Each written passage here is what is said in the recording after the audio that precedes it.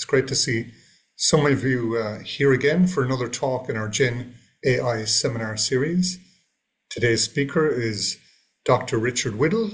Richard is an economist based at the University of Salford in the UK, and he works at the intersection of AI, behavioural science, and decision making, which, as we were just discussing, is an interesting crossover in the current context. But his talk today has the intriguing and provocative title, Universities and GenAI, What Happens When Cheap Knowledge Meets a Financially Precarious Sector? Okay, in terms of format, we're going to go for something like 40 minutes presentation and then a bit left over for questions and discussion. As usual, those of you not attending live, like watching this as a recording, will only get the presentation bit. So colleagues who are attending live, you can post questions on the Q&A area in Zoom, but maybe wait towards the end to do so. We'll give you a signal on chat. And as before, you can upvote the questions of others. So look, I know you're very busy, Richard, and in high demand. So thanks very much again for accepting my invite to do this talk for us. And over to you, if that's okay. Fantastic. Yes. Good morning, everybody. It's I'm based in Manchester in the UK, and as I'm here, I'm looking out the window behind the screen, and it's one of the very few non-rainy days I think I've had so far this year. So I may get bathed in sunlight. I didn't kind of take precautions around the weather, not thinking I would need to. So today I'm going to talk about, well, universities and generative AI. Here's the title.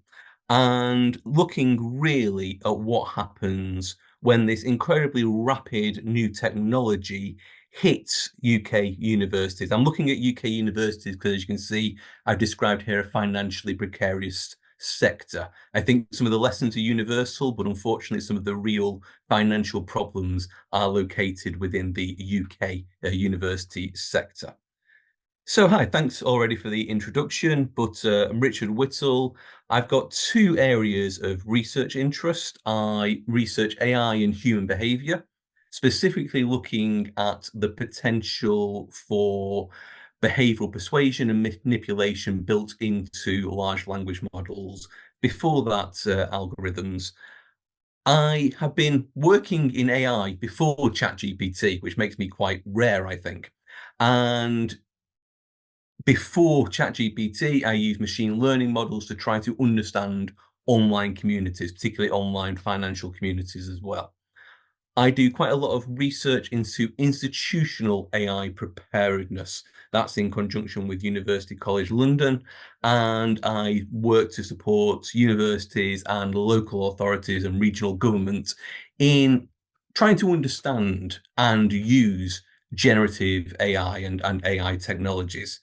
I've got a variety of UK policy roles. This gives me lots of different perspectives on AI. I work with national government and regional government as well as with the Metro Mayor network. So I have kind of a multitude of different perspectives. I also work quite a lot with UK businesses and business groups. So let me say from the outset, we know that AI is polarizing. And one of the issues that we have, certainly in policy circles, is the polarization of artificial intelligence. People think it will either transform the world, possibly good, possibly bad, or it's nothing to really worry about. There is a middle ground, and it's that middle ground where I'm going to try to focus today. It is perfectly feasible to think that generative AI is a big deal. It's going to be this disruptive, and to also think the large language models aren't the pinnacle of AI development. And also, controversially, they're not that good in lots of places as well. In terms of artificial intelligence, one of the kind of contexts for this session is this idea of radical uncertainty. Radical uncertainty around artificial intelligence has been postulated by the Resolution Foundation in the UK as a way of trying to help policy grapple with an idea that doesn't have determined or even knowable outcomes. They say that AI is moving at such a pace, it actually is not only simply that we can't put risks on outcomes, we can't envision some of the outcomes of AI, particularly around work and the economy. AI is also not moving at academic timescales. It's moving far, far quicker than that. A couple of weeks ago, I gave a guest lecture to a large group of students. The group was so large, it runs over 2 days. The session I did on Monday, I came home on Monday night, new models were released, and I had to change the session on Tuesday. In that session as well, the assignment that the students had been given was invalidated by the releases on the Monday night. So it's moving far quicker than universities really have been used to coping with. At the same time, universities are, or UK universities in particular, are financially precarious. They're not particularly good at taking risks. And as I will argue through this lecture, AI requires significant risk taking. So given all that, this is what I think. I won't say this is what I know, but this is what I think. And this is kind of picked up from policy and research. And this is where I think universities are going to find themselves when incorporating generative AI. And this is going to be the running kind of order for this lecture. So firstly, I think it's a useful technology. As you will all undoubtedly know, there's a large cohort of researchers and computer scientists who don't think this is a useful technology. I have some sympathy with that argument, but I think it is a useful technology. And as it's useful, it's highly likely to be highly disruptive in universities and the knowledge economy. The disruption in universities is likely to be both far more reaching and likely far more negative in financially precarious higher education sectors. These are sectors which are primarily looking at cost cutting at the moment. There is a potential for positive disruption, but this is actually quite hard to envisage in a financially precarious sector. And finally, I would say, again, looking really at the UK sector, that the HE sector has made a number of significant and positional mistakes when incorporating generative artificial intelligence, and this further reduces the potential for positive disruption. So, why do I say it's useful? I say it's useful because it can do all kind of interesting, novel, and new types of content generation.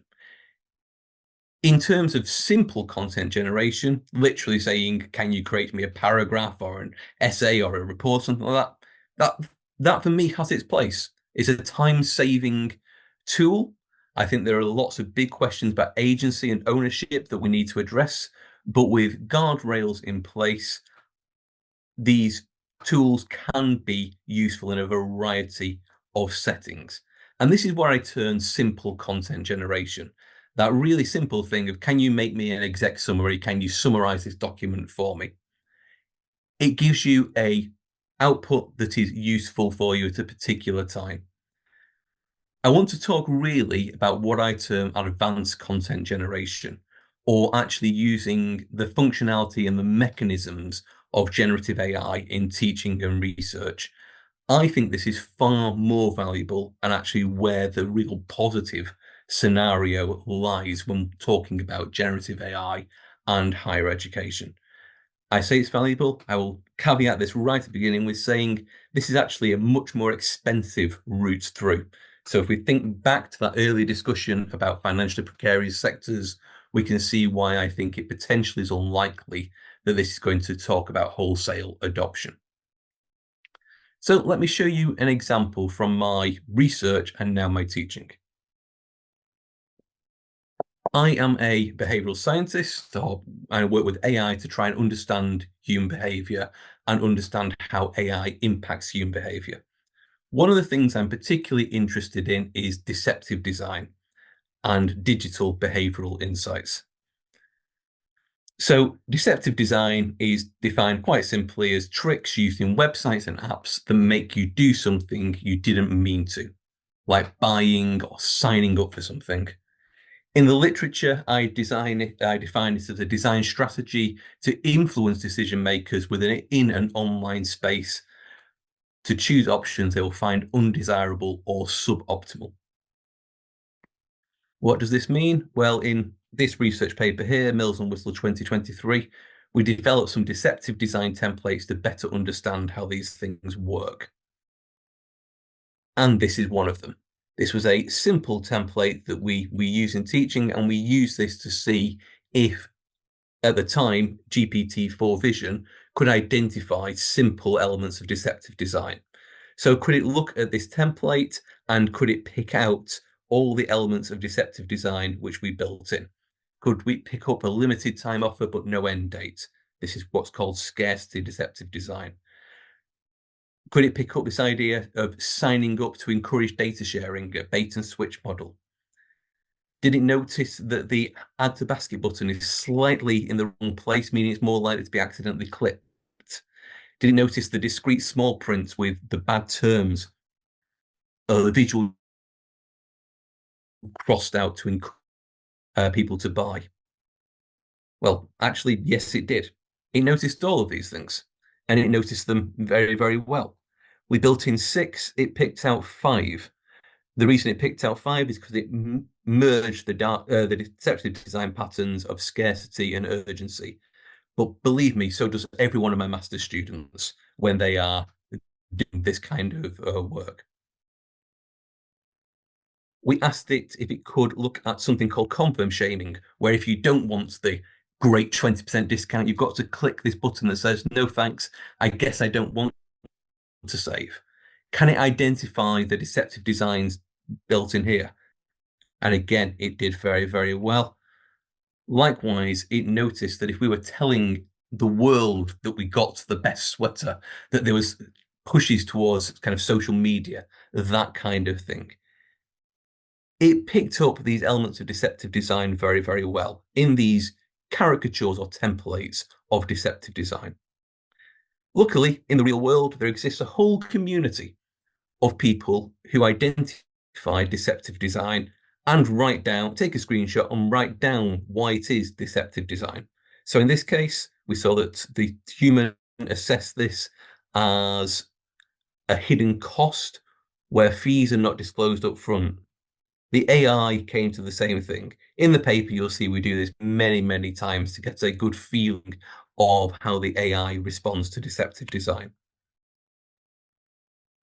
So simple deceptive design is one thing. It's actually quite easy to identify. You've seen screenshots or caricatures, and we can pick out these ideas around deceptive design. The much more insidious elements of deceptive design exist in processes. If we ever try to cancel some of our social media accounts, we might find ourselves going around in circles, clicking the same things over and over again. We might find ourselves getting bored or frustrated as we're told that friends will miss us, delete, that kind of thing, again, over and over again. We might find ourselves being pushed down different routes, pushed to deactivate or pause a subscription rather than delete it or cancel it. And in terms of regulation, this is what regulators are particularly interested in. We've seen in the US, in the EU, and now in the UK, regulators starting to take action over subscription traps. We've seen that there's EU regulation, again, there's UK regulation, which comes into force towards the end of this year, and there was regulation in the US, and let's see what happens to that. But fundamentally, regulators were concerned with identifying deceptive design in processes. And this is really hard to do, mostly because these things are subjective. What might be deceptive for me might not necessarily be deceptive for you, and vice versa. It relies on a variety of different aspects, including our digital literacy. And this is where AI comes in, both into my research and in my teaching. We know from great research being done in the States in particular that generative AI is good at persona adoption. And so we asked this version of ChatGPT to adopt 3 different personas, one of low digital skills, one of somebody with high digital skills, and one of somebody with average digital skills.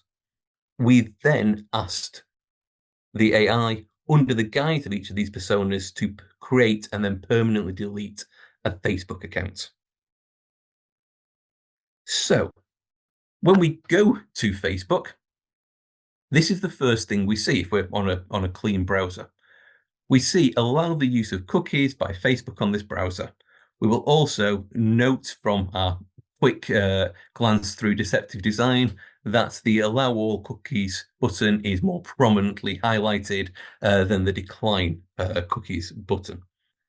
So what does the AI do? Well, the high digital skills persona is expected to decline the optional cookies. The average digital skills and the low digital skills are expected to click to accept cookies. So far, so absolutely unremarkable. This is what you'd have expected had I just told you about this research and I told you about what people might do. What was interesting was the AI's reasoning for this. So in its own words, first of all, the high digital skilled person made a considered choice about declining the optional cookies based on their understanding of the privacy implications. The low digital skills profile accepts all cookies, reasoning doing this will add to their Facebook experience.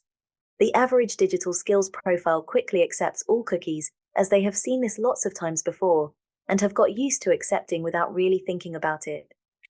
So what do we have there? We have different reasonings for the same outcome for different personas. And again, you'll see in the paper, we test all of these quite robustly. And so what does this look like then? Well, first, let's create an account. And create an account is actually very, very straightforward. Why? Because every company wants you to be able to create an account or start a subscription very, very easily. And what did we see? We saw that the high digital skills, the average digital skills, and the limited digital skills personas all created this account relatively easily. The high digital skills took around a minute. The limited digital skills took kind of 8 or 9 minutes, but they all got there, with the main difference between around the cookie acceptance or declining it. However, the interesting thing is when we start to look at permanently deleting an account. So this is our high digital skills AI persona. We note through the broken arrow that this persona makes one misstep, and the AI uses the back button to get to where it needs to go, and it deletes its account relatively quickly. There's a discrepancy in time. It took around a minute to set it up. It takes around 3 minutes to delete it, but fundamentally it gets there, and this works. The average digital skills persona is relatively similar. It makes 2 mistakes in navigation, but uses the back button to get to where it needs to go. And it successfully permanently deletes the account. Again, it takes it quite a lot longer. This takes around 6 minutes compared to its couple of minutes starting up. But we get there, and this persona has no real difficulty in deleting an account. So let's look at low digital skills or limited digital skills permanently deleting a Facebook account. So firstly, when you permanently delete your Facebook account, this is the last button. It's very small on the screen, but it says delete account, and the delete account is quite prominent. It says confirm account deletion. So you click delete account. A few screens earlier, it explains that if you permanently delete your account and then log back in within 30 days, you undo the deletion process. So you click delete account, and then this screen pops up here. This is what the map of the limited digital skills persona deleting their Facebook account looks like. Firstly, they make an initial misstep, but the AI just uses the back button to get to where they need to go. They then make a series of missteps and can't get back to where they need to. In fact, they have to query how to close a Facebook account and then follow those instructions, which then they do quite successfully, until they hit that last button, where in around 60% of cases, the AI logs back in, or suggests that the user would log back in to check that the deletion process has worked, undoing the deletion process itself and having to go back into the cycle. This persona takes around an hour to permanently delete their Facebook account. That's quite a significant difference, and something that is where regulation is targeted around subscriptions and subscription traps. This was covered by Forbes as well, if anybody would like to have a kind of longer look at the research. But the reason it's in this presentation is because it's an example now of an assignment for students. Students who are using generative AI, not to simply generate a bit of content, but actually using it to help them understand a particular area, an area that is really, because of its subjectivity, very, very difficult to understand, helping regulators, helping students using this type of technology. Quite simply, using it in what I would call an advanced generation way rather than a simple content generation way allows us to do in the classroom what was previously an extended research project. So you may have seen right at the beginning, I did that research project. That's where the first few quotes will come from. It was published in Behavioural Public Policy. We did it with humans. It was quite an extended research project. And I would have then gone into the classroom and explained that research to the people, to the students. Now they can do it themselves in a comparable way, in a way that actually works to help their understanding. So it allows us to do in the classroom what was previously impossible, or an extended research project.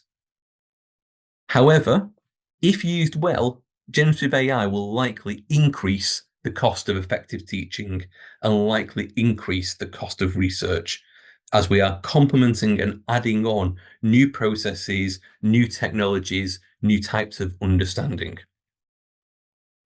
In these cases, generative AI will augment humans. But if generative AI is seen as a cost-cutting option, then we can have this classic race to the bottom, where the useful things, the intellectually and knowledge generation useful things of generative AI are replaced and crowded out by simple content generation. So if generative AI will increase costs, why do I describe it as cheap knowledge? I describe it as cheap knowledge because, quite simply, it's got the potential to be so. And if we use it in a view that we are going to use generative AI to cut costs, whether it is in the public sector, in businesses, in academia, then we're talking about substitutive knowledge generation. We're talking about replacing a costly human with some kind of cheaper facsimile. Fundamentally, when good and expensive is trumped by okay and cheap, or in some cases where good and expensive is trumped by bad and very cheap. So if we look at cheap knowledge, or probably a better description is the cheap illusion of knowledge, it can provide, or generative AI can provide, something similar to the research process and outputs associated with that. It does require, and again, I think this is a whole new tool and field of inquiry, it does require significant effort and expertise to produce something worthwhile. And without this effort, what it produces is generally pretty poor, though it is getting to a higher level. So let's look at something simple, a pinnacle of academic knowledge. Can it produce a PhD thesis in 90 minutes? The answer is no, but it can produce something which in a poor light can pass for a thesis. So it can generate an idea. We've seen it's quite good at ideation. It can generate an idea, it can generate a series of prompts. We can use those prompts to generate the first part of a PhD. Again, it will do all the boring calculations for you. Again, that's quite useful. This I thought was quite interesting. I've seen this a couple of times, but not majorly, and not particularly in UK PhD. This is something that happens more in US ones, where the AI has suggested a exercise for the reader. Not an intellectual exercise, but an exercise for the reader to help them with their own behavioural biases, considering this is a behavioural science PhD it's producing. That's reasonably novel and new. Early on, I should have mentioned, it suggests going to Amazon Turk to get some really quick data for this, so we do that. It then generates the code that we need. When I was doing my PhD, this kind of code generation took me quite a while. It's now incredibly simple to do. It was terrible at cleaning the data. I had to do that, but I ran that code on the data and I got a series of outputs. We used those outputs to develop prompts so that the latter half of the PhD always refer back to the results. Again, I think we've all marked PhDs or reviewed PhDs, and one of the things that kind of misses it is it gets lost towards the end. I think it's quite useful that it always links back to those findings and results. And then I asked it if it could put it all into a Word document for me.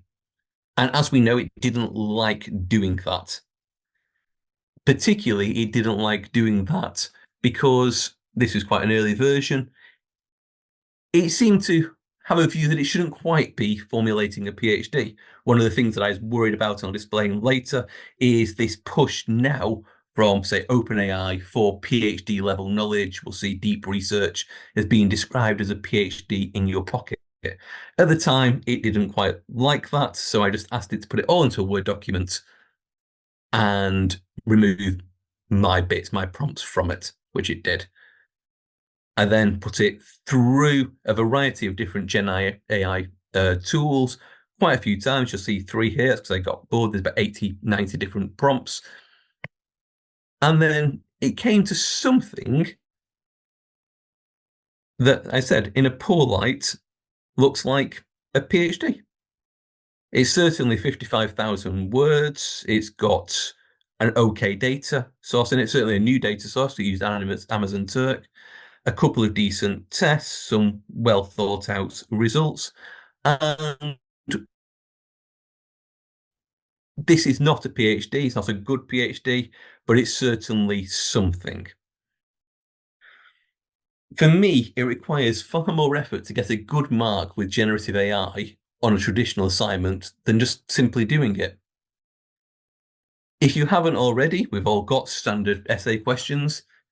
Try to get a good output from ChatGPT or similar. Try to get something that you would give a high first to, and you will struggle. It will take you a very long time. If it can produce a good response to the essay from potentially just putting the assignment brief in or something like that, then maybe the assessment needs some work. But of course, it's a really general point. There's loads of nuance here. But my honest concern with GenAI and assignments is quite simple. If we're talking about academic integrity, there's always been ways to manipulate that. Yeah, okay, this is a quick and cheap way of doing it, but actually we should be querying why students would choose a quick, mediocre mark over a good one if they have the choice. Or is that something more structural? Is it the student doesn't have time? Do they have other pressures on their time? We need to query whether potentially through austerity, assignments have been changed, made something that's potentially easier to mark. And actually, would we be testing the knowledge in this way if it was totally and only up to us? Are students potentially seeing assignments as a credentialization of knowledge rather than to develop it? And are students seeing simply no value in the assignment, so they will just default to a generative AI process? Again, these are hard questions, questions that have been pushed to the forefront of by generative AI, but not questions that didn't exist before generative AI came to the fore. But let's look a little bit more at cheap knowledge and its uses. So many of you will have seen, I've just put it on social media as well, that quite recently I used generative AI to create an okay book. To be perfectly honest, the best thing about the book is the title. And maybe that just says more about my musical taste than anything else. But I really like the title, and certainly some of the comments around it have been about how the title itself is encouraging people to read. So I thought I would mention it. I certainly won't sing it. I won't horrify you with that. But some will win, some will lose. Only the few will code the rules. That was the title it came up with, and this is the book.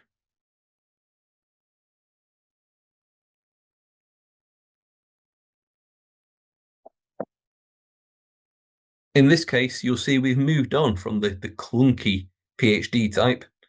We're now at, I think it's about 170,000 words, pretty well formatted. And currently I've got a team of postdocs fact-checking and reviewing that book. AI has already fact-checked and reviewed that book and not really come up with anything, but let's default to the humans as well. So that book was created in under an hour with around 15 prompts. I would describe it as very low effort. But the interesting thing was the initial data for those prompts. We held a discussion group of experts in digital transformation, and that discussion group collated a knowledge base, a prompt base, to generate this book. So this is not a simple content generation. At no point has anybody just typed into ChatGPT, write me this book, and got something okay out of it. We have put something into it.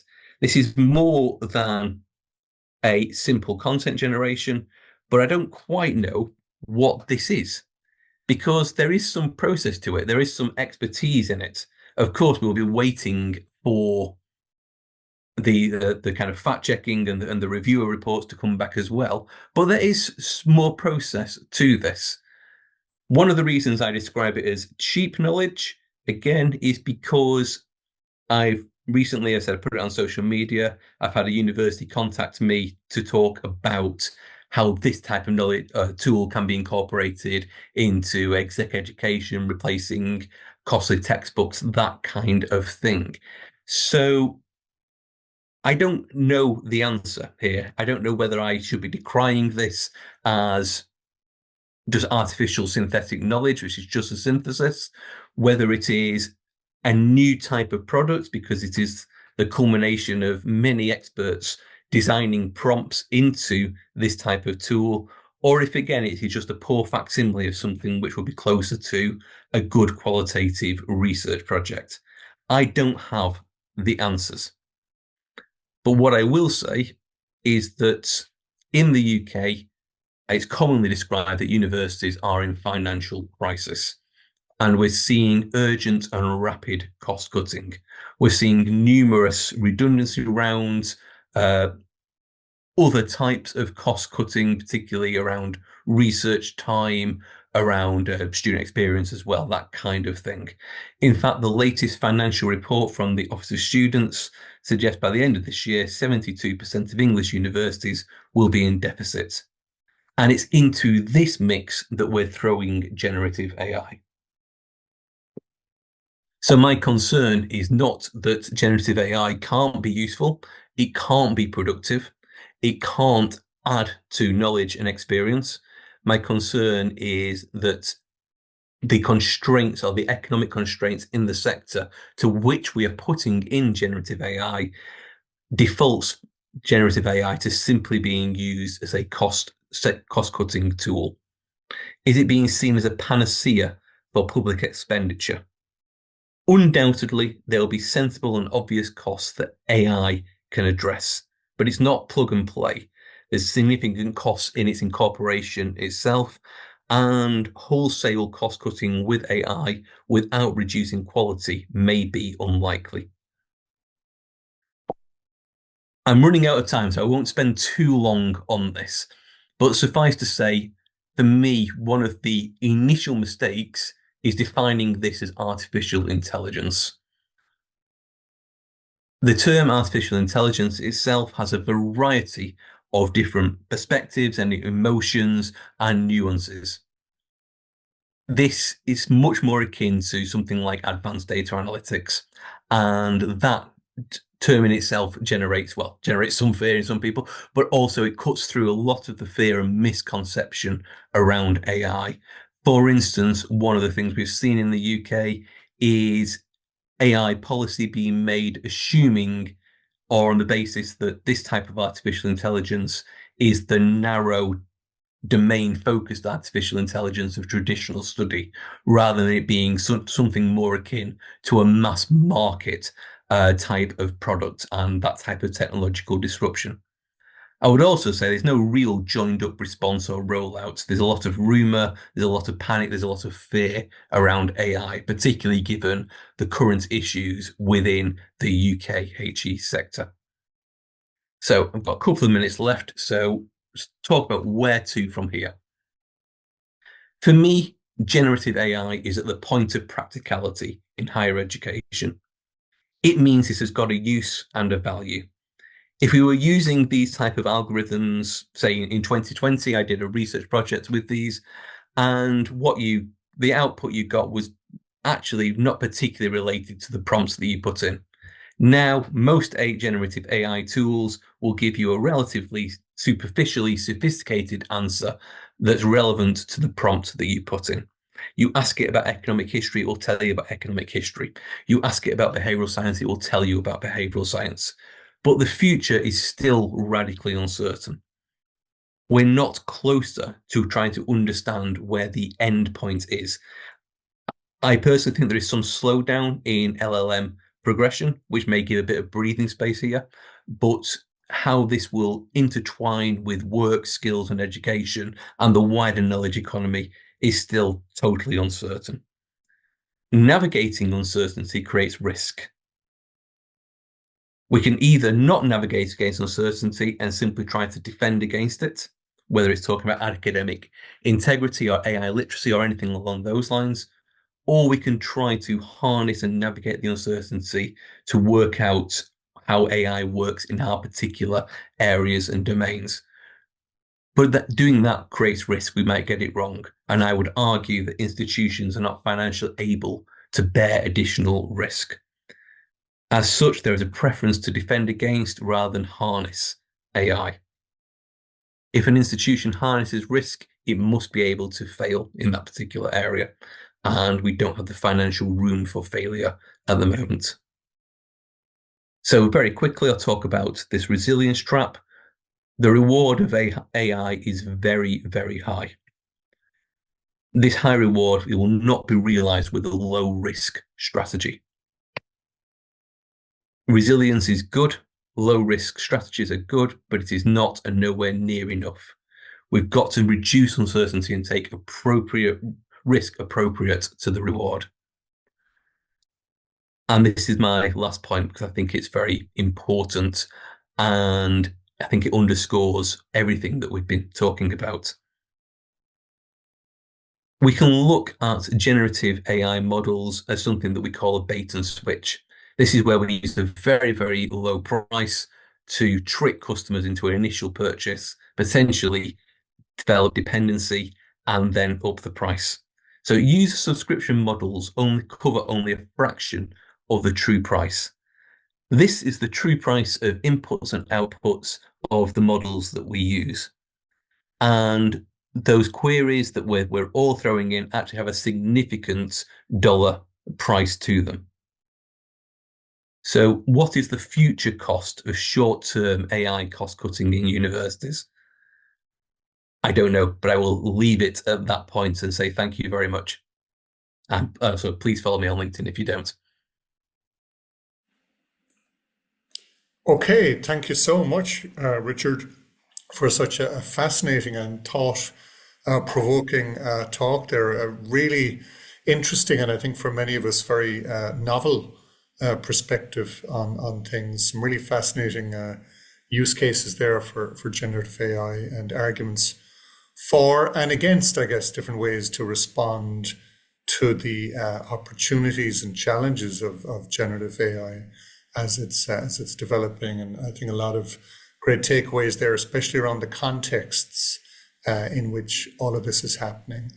Lots of outstanding questions for people, I would imagine. But before we get to those questions and look for questions from attendees, I might ask people now to join me in showing their appreciation with some real and or virtual applause for Richard, please. So please show your appreciation.